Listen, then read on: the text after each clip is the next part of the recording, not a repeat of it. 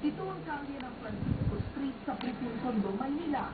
Sa lugar na ito, katatagpuin ng ating surveillance team at isang informante ikukuglinaw sa pangalang Elsa.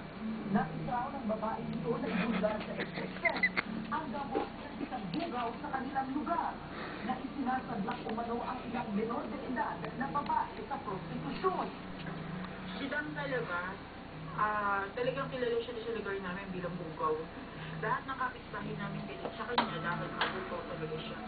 Pinababayaran niya yung mga bata ng 500, 600, then after nung bukunin niya yung kalahati ng presyo. Katanghalian tapat daw kung gawin ito ang pambubugaw. At ngayong araw ay may bago itong recruit na sa tansya ni Elsa ay nasa edad 14 pa lamang. Nakikita namin yung mga pinagagawa niya sa bata, pinipilit niyang lumabas kahit ayaw. Kahit nga meron yung bata, pinipilit niya na lumabas, yung hindi raw gagalawin, pero handjob daw, tapos DJ daw.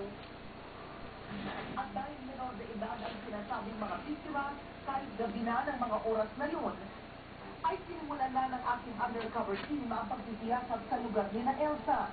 Sa aming pag-iikot ay natsyempuhan namin ang bugaw na si Dan. Kasama nito ang isang dalagita.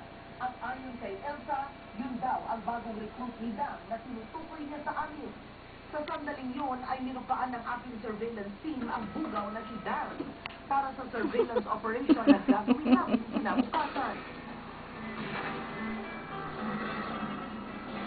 Alas 3 na hapon ang buhay